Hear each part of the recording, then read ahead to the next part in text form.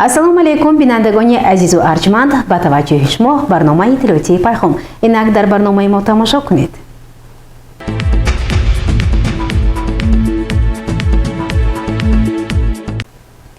дар иҷлоси 16-уми маҷлиси вакилони халқи шаҳри Панҷакент даъвати шашум ки таҳти раёсати раиси маҷлиси вакилони халқи шаҳри Панҷакент раиси шаҳри Панҷакент Абдухолиқ Холиқзода баргузор гардид, як қатор масъалаҳои муҳим мавриди баррасӣ ва ба тасвиб расонидани қарорҳои дахлдор сурат гирифт.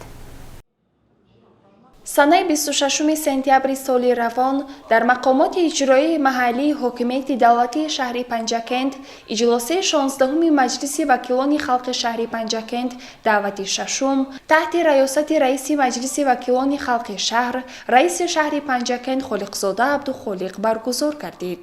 дар иҷлосия намояндаи мақомоти иҷроии ҳокимияти давлатии вилояти Суғд, сардори сарраёсати кишоварзии вилоят Маъруфҷон Шарифиён, вакилони маҷлиси халқи вилоят, муовинони раиси шаҳр, роҳбари дастгоҳ, мақомоти ҳифзи ҳуқуқ, роҳбарони воҳидҳои сохторӣ, мудирони шӯъбаҳои дастгоҳи раиси шаҳр, мудирони шӯъба ва бахшҳои мақомоти иҷроии маҳаллии ҳокимияти давлатии шаҳр, роҳбарони корхонаю ташкилотҳо, муассисаҳои таълимӣ, тандурустӣ, раисони ҷамъиятҳои деҳот, маҳаллаҳои шаҳр ва намояндагони васоити ахбори омма иштирок намуданд. вакилон дар бораи ташкили котиботи иҷлосия қарор қабул намуда, рӯзномаи иҷлосияро тасдиқ карданд. аз рӯи масъалаи якуми рӯзномаи иҷлосия дар бораи эътироф намудани ваколати вакили навинтихобшудаи маҷлиси вакилони халқи шаҳр, раиси комиссияи шаҳрӣ оид ба интихоби вакили маҷлиси вакилони халқ Мақсуд Мисробзода ҳисобот дод. баъди тасдиқи ҳисобот, вакили навинтихобшудаи маҷлиси вакилони халқи шаҳр аз ҳавзаи интихоботии Вашани рақами 4 Гулпари Шарипова дар ҳузури вакилон савганд ёд намуд. муовини раиси шаҳр, вакил аз ҳавзаи интихоботии Кабудсанг 15 Эркин Хушвақтзода аз рӯи масъалаи дуюми рӯзномаи иҷлосия дар бораи рафти иҷрои қарори ҳукумати ҷумҳурии Тоҷикистон аз 3 апрели соли 2021 таҳти рақами 117 дар бораи барномаи рушди соҳаи тухмипарварӣ дар ҷумҳурии Тоҷикистон барои солҳои 2021-2025 маъруза кард. аз рӯи ин масъала вакил аз ҳавзаи интихоботии рақами 16 Шавкат Бобозода маърузаи иловагӣ намуда, вакилон аз ҳавзаи интихоботии Фароб рақами 40 Фахриддин Умарзода, аз ҳавзаи интихоботии Хуррамобод рақами 13 Ғафурҷон Ботиров ва аз ҳавзаи интихоботии Марғеда рақами 26 Олим Солиев ба музокира баромаданд. дар маъруза ва музокираҳо вакилон рафти иҷрои барномаи зикршударо баррасӣ намуда, ҷиҳати рушди тухмипарвариро чун яке аз омилҳои муҳими фаровонҳосилӣ зери назорати ҷиддӣ қарор додани истеҳсол ва воридоти тухмии зироатро муҳим арзёбӣ намуданд. баъди баррасӣ ва саволу посухҳо иҷлосия аз рӯи ин масъала қарор қабул намуд. вакилон тибқи рӯзномаи иҷлосия ҳисоботи комиссияи доимии маҷлиси вакилони халқи шаҳр оид ба масъалаҳои ислоҳоти иқтисодӣ, бюҷет ва сиёсати сармоягузорӣ ки бо он раиси комиссия вакил аз ҳавзаи интихоботии Ғӯса рақами 30 Хисрав Дӯстбӯйзода баромад намуд ва ҳисоботи вакили маҷлиси вакилони халқ аз ҳавзаи интихоботии Шинг рақами 35 Саъдулло Иноятовро дар бораи иҷрои ваколати вакилиаш шунида, дар ин бора қарор қабул намуданд. дар идомаи кори иҷлосия вакилон комиссияҳои доимии маҷлиси вакилони халқи шаҳр ва ҳайати онҳоро дар таҳрири нав тасдиқ намуда, дар ин бора қарор ба тасвиб расониданд. мутобиқи рӯзномаи иҷлосия баъди шунидани гузориши муовини якуми раиси шаҳр, вакил аз ҳавзаи интихоботии Суғдиён рақами 34 раиси комиссияи доимии маҷлиси вакилони халқ оид ба масъалаҳои сохтмон, саноат, нақлиёту алоқа, хоҷагии роҳ ва хоҷагии рифоҳӣ Муҳаммад Содир Сафарзода вакилон дар бораи ворид намудани иловаҳо ба қарори маҷлиси вакилони халқи шаҳр аз 13 июни соли 2022 таҳти рақами 117 оид ба муқаррар намудани фоиз барои сохтмони биноҳои истиқоматӣ дар шаҳри Панҷакент қарор ба тасвиб расониданд. аз рӯи масъалаи ҳафтуми рӯзномаи иҷлосия вакилон гузориши муовини раиси шаҳр, раиси комиссияи номгузории мақомоти иҷроии маҳаллии ҳокимияти давлатии шаҳр, вакили маҷлиси шаҳрӣ аз ҳавзаи интихоботии Лаби Чашма рақами 3 Парвина Нақибиро шунида, оид ба зиддӣ иваз намудани номи деҳаи зиддӣ, ба миндона иваз намудани номи деҳаи мингдонаи ҷамоати деҳотии Урӣ қарор қабул намуданд. Вакилони маҷлиси шаҳрӣ дар фарҷоми иҷлосия қарорҳои раиси шаҳрро тасдиқ карданд. дар иҷлосия намояндаи мақомоти иҷроии ҳокимияти давлатии вилояти Суғд Маъруфҷон Шарифиён дар бораи масъалаҳои баррасишуда сухан кард. баъди анҷоми иҷлосия дар назди ҳозирин, раиси шаҳри Панҷакент Холиқзода Абдухолиқ баромад намуда, таваҷҷӯҳи ҳозиринро ба иҷрои дастурҳои асосгузори сулҳу ваҳдати миллӣ, пешвои миллат, президенти ҷумҳурии Тоҷикистон муҳтарам Эмомалӣ Раҳмон ва супоришҳои муовини аввали раиси Маҷлиси Миллии Маҷлиси Олии Ҷумҳурии Тоҷикистон, раиси вилояти Суғд Раҷаббой Аҳмадзода, ҷиҳати таҳкими мубориза бо падидаҳои экстремистию террористӣ, пешгирии гароиш ба ақидаҳои ифротӣ, дар сатҳи баланд ва муташаккилона баргузор намудани маъракаи даъвати ҷавонон ба хидмати ҳарбӣ ҷалб намуд. гузориши Сабрина Акрам ва Хаём Ҷӯраев ва Талабшо Тошев.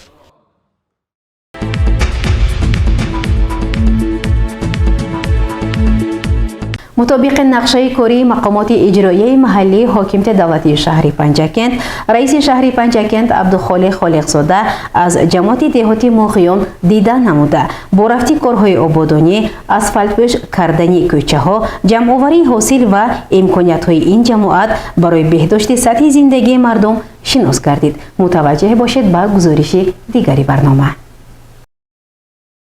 асосгузори сулҳу ваҳдати миллӣ пешрӯи миллат, президенти ҷумҳурии Тоҷикистон муҳтарам Эмомалӣ Раҳмон рушди соҳаи кишоварзӣ ва дар ин замина таъмини амнияти ғизоиро дар шароити мураккаби сиёсию иқтисодии ҷаҳон аз авлавиятҳои сиёсати иқтисодии кишвар унвон карданд.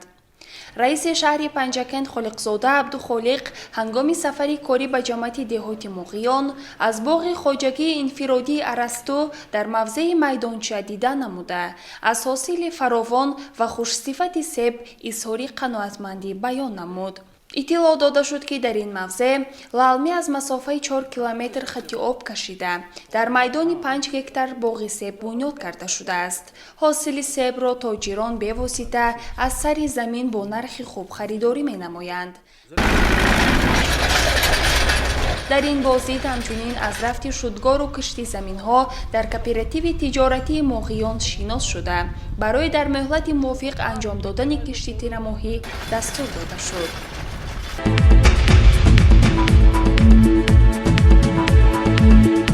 дар пайравӣ ба иқдомоти наҷиби асосгузори сулҳу ваҳдати миллӣ пешрӯи миллат, президенти ҷумҳурии Тоҷикистон муҳтарам Эмомалӣ Раҳмон фаъолони деҳаи пуштакӯҳи ҷамоати деҳоти Муғиёни шаҳри Панҷакент дар назди мактаби деҳа 8 симхона сохта, норасоии ҷойи нишастро бартараф намуданд. бо иштироки раиси шаҳри Панҷакент Холиқзода Абдухолиқ зимни боздид аз ҷамоати деҳоти Муғиён дар ҳузури омӯзгорону хонандагон ва сокинони деҳа ин симхонаҳо барои 300 ҷойи нишаст дар ду баст мавриди истифода қарор дода шуд. симхонаҳои нав кушоду барҳаво буда, бо сифати хуб бино гардида, бо дастгирии мақомоти иҷроии маҳаллии ҳокимияти давлатии шаҳр бо мизу курсӣ ва дигар ҷиҳоз таъмин карда шуданд. дар суҳбат бо омӯзгорону хонандагон таъкид шуд, ки дар ҷавоб ба ин ғамхорӣ онҳо бояд раванди тадрисро хуб ба роҳ монда, барномаи таълимиро комилан фаро гиранд. дар ин бозид ҳамчунин бо рафти омодагӣ ба зимистонгузаронӣ дар муассисаи таълимии рақами 61 деҳаи Муғиён шинос шуда, он хуб арзёбӣ гардид. ба роҳбарияти таълимгоҳ дастур дода шуд, ки барои ободии майдончаи варзишии мактаб тадбирҳои амалӣ андешида шавад. дар доираи тарҳи омодагиҳо ба 35-солагии истиқлоли давлатии ҷумҳурии Тоҷикистон, ҳамчун муҳимтарин санаи таърихи навини Тоҷикистони соҳиби истиқлол мебошад.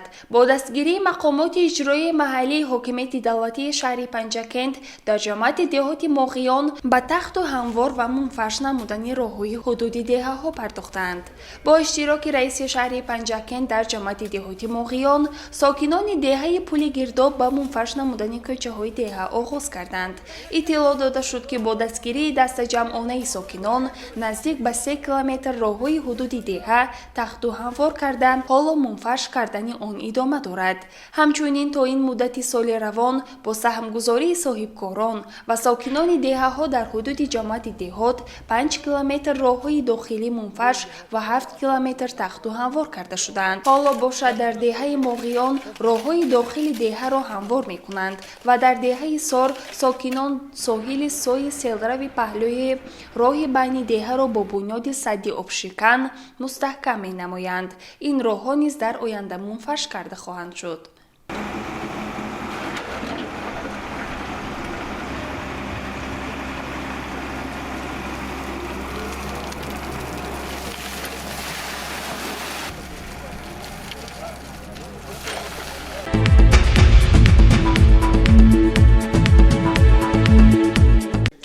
ман сиёсати инсонпарваронаи пешрӯи миллатро сидқан ҷонибдорӣ мекунам. изҳор дошт сокини деҳаи Моғиёни шаҳри Панҷакент Наримон Рофихӯҷаеви 88 сола дар суҳбат бо раиси шаҳри Панҷакент. бобои Наримон ин мӯсафеди нуронию хушгуфтор беш аз 30 сол дар собиқ хоҷагии ҷамоавӣ вазифаи сардори бригадаро ба ӯҳда доштааст. ӯ аз он изҳори шукргузорию хушнудӣ мекард, ки бо дастури пешрӯи муаззами миллат президенти ҷумҳурии Тоҷикистон муҳтарам Эмомалӣ Раҳмон замин ба ихтиёри соҳибони аслиаш вогузор шуд ва кишоварзони ҷамоати деҳоти Моғиён аз ҷумла 10 нафар фарзандони ӯ аз он бо кордонӣ истифода мекунанд. дар ин сафар ҳамчунин раиси шаҳри Панҷакент Турдибой Тӯлиеви 85 соларо, ки солҳои зиёд дар муассисаи таҳсилоти миёнаи умумии рақами 28 деҳаи Сор ба наврасон таълим додааст, аёдат намуд.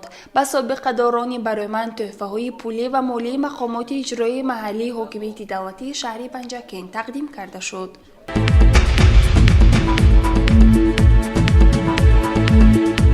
масъалаҳои ободкорию созандагӣ, тарбияи ватандӯстии наврасону ҷавонон ва мубориза бар зидди терроризму экстремизм, ки аз дастури ҳидояти пешрӯи муаззами миллат ва супоришҳои раиси вилояти Суғд бармеояд, дар машварати раиси шаҳри Панҷакент Холиқзода Абдухолиқ бо фаъолони ҷамоати деҳоти Моғиён, ки дар фарҷоми боздиди корӣ аз ҷамоат баргузор шуд, баррасӣ гардид. ҳисобот ва гузориши раиси ҷамоати деҳоти Моғиён, раисони маҳаллаҳои ҷамоат ва роҳбарони хоҷагиҳои деҳқонӣ дар 8 моҳи соли 2023 шунида шуд. баъди шунидани ҳисобот ва гузоришҳо ба фаъолону сокинон, соҳибкорон ва шахсони саховатпеша барои таҳкими корҳои ободонӣ аз ҷумла бунёди синфхонаҳои иловагӣ, варзишгоҳҳои хурд, таъмиру мунфашкунии роҳҳои дохили деҳаҳо изҳори сипос карда шуд. таваҷҷӯҳи масъулин ба идома додани ободкориҳо, тарбияи наврасону ҷавонони ватандӯст, пешгирии шомилшавии онҳо ба равияҳои ифротӣ, ба таҳсил дар зинаи сеюм ҷалб кардани духтарон, бо тарҳи зебо обод намудани маркази ҷамоати деҳот, мусоидати фаъоли кумитаҳои деҳаҳо, фаъолон ба сафарбар намудани ҷавонон ба хидмати ҳарбӣ, ҳарчи бештар захира намудани маводи хӯрока, истифодаи босамари ҳар қитъа замин, танзими маъракаю маросим ва дигар масъалаҳои муҳими рӯз ҷалб карда шуд.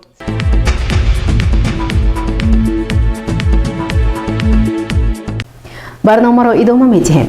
гурӯҳи таблиғотии мақомоти иҷроияи маҳаллии ҳокимияти давлатии шаҳри Панҷакент таҳти роҳбарии муовини раиси шаҳр Парвина Нақибӣ вобаста ба мавзӯъҳои доғирӯз, пешгирии ҳодисаҳои номатлуб бо сокинону фаъолони ҷамоатҳои деҳоти Чинор ва Вору мулоқот доир намуданд. солҳои охир ба маънои том худкушӣ, даст задан ба сӯи қасд ва дигар амалҳои номатлуб дар ҷомеаи мо ба як зуҳуроти хеле ташвишовар табдил ёфтааст. дар асоси нақшаи чорабиниҳои мақомоти иҷроияи маҳаллии ҳокимияти давлатии шаҳри Панҷакент, гурӯҳи таблиғотӣ дар як қатор ҷамоатҳои деҳот, ташкилоту идораҳо бо мардум, бо роҳбарон, бо падару модарон мулоқоту суҳбатҳо анҷом дода, бори дигар аз онҳо даъват намуданд ки барои пешгирӣ аз чунин ҳодисаҳои номатлуб тадбирҳои зарурӣ андешанд.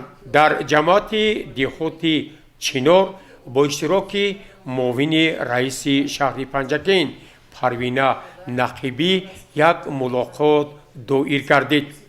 зимни суханронии хеш муовини раиси шаҳр Парвина Нақибӣ аз роҳбарияти ҷамоат, фаъолон, падару модарон қотиона талаб намуд ки ҳодисае ки чанд рӯз пеш аз тарафи сокинони ҷавони ин ҷамоат ба вуқӯъ пайваст воқеан боиси ташвишу изтироб аст. мо бояд бо тамоми ҷаҳду талош корҳои тарғиботиро дар байни аҳолӣ хоса оилаҳои осибпазир густариш бибахшем. мудири шӯъбаи занон ва кор бо оилаи мақомоти иҷроияи маҳаллӣ ҳокимияти давлатии шаҳри Панҷакин рӯзи мо Шодиева ба сокинони ҷамоати деҳоти Чинор дастур дод ки онҳо дар сурати осибпазир будани баъзе оилаҳо шахсони алоҳида метавонанд ба шӯъба ва дигар масъулин барои кӯмаки ҳуқуқӣ ва равонӣ муроҷиат намоянд.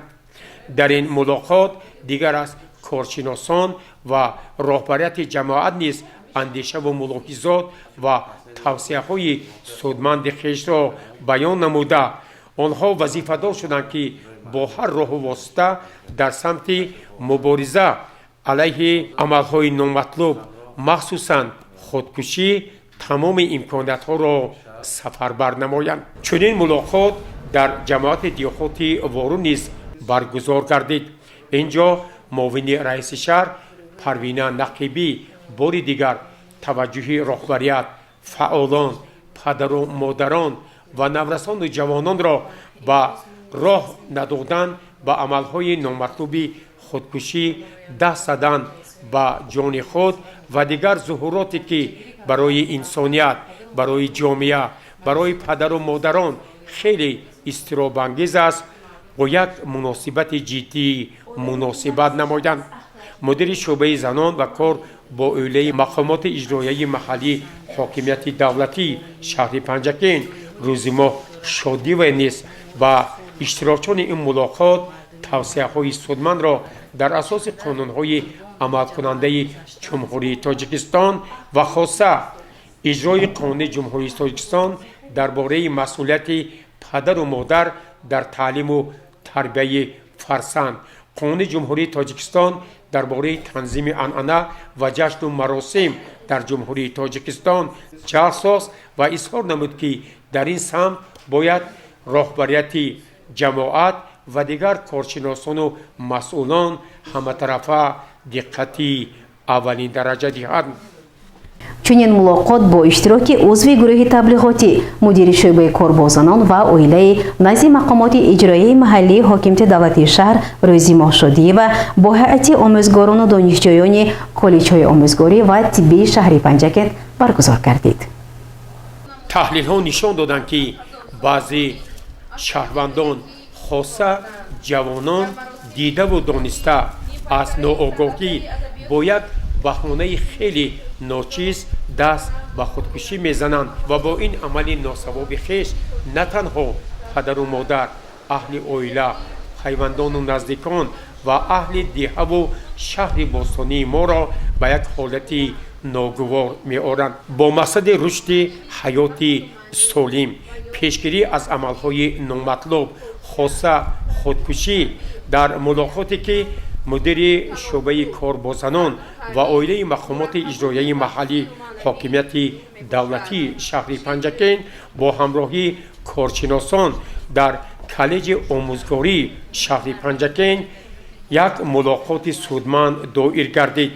дар ин мулоқот нотиқон пеш аз ҳама аз омӯзгорон, донишҷӯён хоҳиш намуданд ки ҳеҷ гоҳ фирифтаи ҳавасу ҳавоҳои гуногун нашаванд. бо як хабар ва сухани ноҷо دست به خودکشی نزنند. سرور کالج آموزگاری جاوید خولوف نیز پیرامون این مسئله اندیشه و ملاحظات و توصیه‌های سودمند خویش را بیان کرد. چنین ملاقاتی گروه کاری تحت راهبری مدیر شعبه زنان و کار با علیه مقامات اجرایی محلی حاکمیت دولتی شهر پنجکین روز ماه شادی و در کالج طبی شهر پنجکین برگزار گردید. اینجا نیز با هیئت استادان، آموزگاران، دانشجویان توصیه داده شد که آنها هیچگاه به عملهای نامطلوب از جمله خودکشی دست نزنند. در بین مردم طرز حیات سالم، زندگی شیرین را ترغیب نمایند و همیشه امید به آینده نیک بسازند. راهبریت کالج آموزگاری و دیگر کارشناسان برای تشکیل و برگزاری چنین ملاقات جهت پیشگیری از عملهای نامطلوب از جمله خودکشی اندیشه‌رانی کرده به گروه کاری مقامات اجرایی محلی حاکمیت دولتی شهر پنجکین عرضی سپاس نمودند.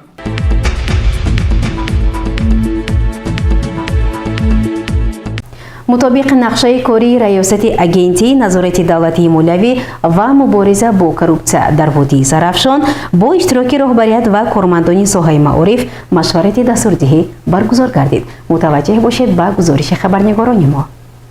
شعبه منطقوی اگنتی نظارت دولتی مولوی و مبارزه با کروپسیا جمهوری تاجیکستان در وادی زرافشان همچون واحد محلی مقامی وکالتدار در سمت مبارزه با کروپسیا با جلب کارمندان شعبه معارف شهر پنجکین و زیرساختارهای آن در تالار مؤسسه تحصیلات میانه عمومی رقم 47 شهر پنجکین واخوری در موضوع نقش ساحه معارف در بلند برداشتن معرفت ضد کروپسیونی اهالی برگزار گردید. سمیناری مذکور با اشتراک رهبریت شعبه منطقوی اگنتی در وادی زرافشان، مقامات اجرایی و حاکمیت دولتی شهر پنجکین و مسئولین ساحه‌های معارف شهر پنجکین گذرانیده شده.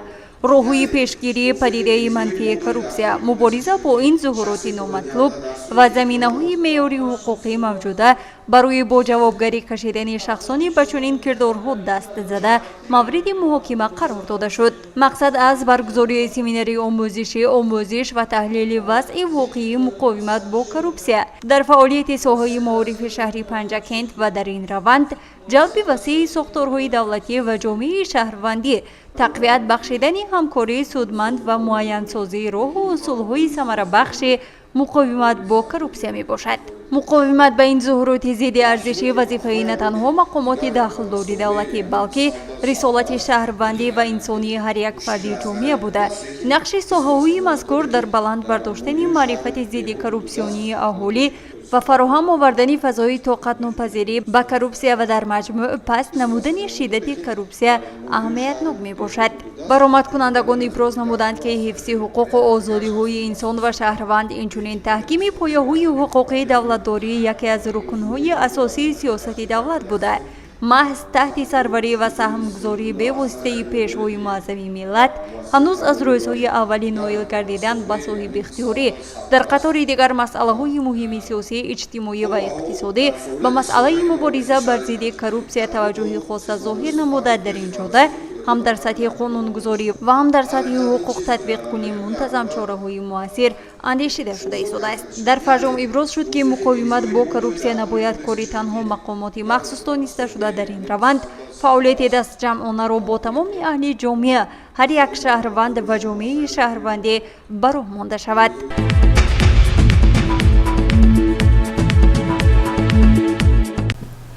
بینندگان عزیز، حالا باشد با توجه شما متن مراجعتنامه جمعیت سهامی گشاده برق تاجیک به مشتریان نیروی برق پیشکش می‌گردد. توجه نمایید. مراجعتنامه جمعیت سهامی گشاده برق تاجیک به مشتریان نیروی برق. مشتریان عزیز، در جمهوری تاجیکستان آب منبع اساسی استحصال نیروی برق به شما رفته. زیاد از 90% برق در نیروگاه‌های برق آبی استحصال می‌گردد. همزمان حجم استحصال برق به آب دریاها علاقمندی زیاد دارد. ба ҳама маълум аст ки бо фарорасии мавсими тираму зимистон бар асари сардиҳо камшавии маҷрои дарёҳо ва захираҳои об дар ҳавзаи ташаккулёбии дарёи вахш инчунин сол-ба-сол зиёд шудани талаботи соҳаҳои иҷтимоиву иқтисодии мамлакат ба нерӯи барқ боиси норасоии мавсимии нерӯи барқ мегардад. чунин вазъият талаб менамояд ки барои дар фасли зимистон бо барқ таъмин намудани аҳолӣ ва соҳаҳои иқтисоди миллӣ тадбирҳои иловагӣ андешида шаванд. ҳоло манбаи асосии захираи обу энергетикии мамлакати мо яъне обанбори нерӯгоҳи барқии обии норак то нуқтаи ниҳоӣ аз об пур шудааст.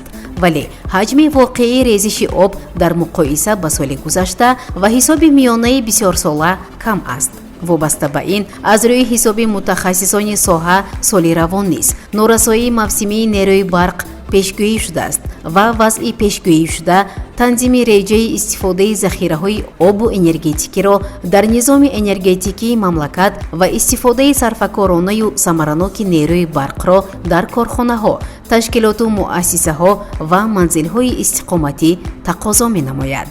ҳамзамон бо ин таҷрибаи солҳои қаблӣ собит менамояд ки ҷиҳати таъмини беҳтари барқ дар мавсими сармо анҷом додани корҳои таъмиру профилактикӣ дар таҷҳизоти шабакаҳои барқӣ ва зеристгоҳҳо яке аз масъалаҳои муҳим ба ҳисоб меравад. аз ин рӯ аз ҷониби мутахассисони ҷамъиятҳои саҳомии кушодаи шабакаҳои интиқоли барқ ва шабакаҳои тақсимоти барқ бо мақсади ба давраи тирамоҳу зимистон пурра омода намудани иншооти энергетикӣ дар рӯзҳои нисбатан гарми фасли тирамоҳ дар якчанд зеристгоҳҳо ва хатҳои интиқоли барқ корҳои таъмир гузаронида мешаванд. амалисозии ин тадбирҳо имкон медиҳад ки шабакаҳои барқӣ ба давраи тирамоҳу зимистон хубтар омода шаванд ва оби сарфгардида дар мавсими сармо барои таъмини шабонарӯзии аҳолӣ бо нерӯи барқ истифода гардад. муштариёни азиз, ҷамъиятҳои саҳомии кушодаи барқи тоҷик, шабакаҳои интиқоли барқ ва шабакаҳои тақсимоти барқ ба маҳдуд намудани таъминоти барқ манфиатдор нестанд. вале захираҳои обу энергетикие ки мо ҳоло дар ихтиёр дорем ҳаминро талаб менамояд. ҳамчунин дар назар бояд дошт ки захираҳои обу энергетикӣ дар рӯзҳои мусоид сарфашуда барои дар зимистон бештар бо нерӯи барқ таъмин намудани муштариён истифода бурда мешавад.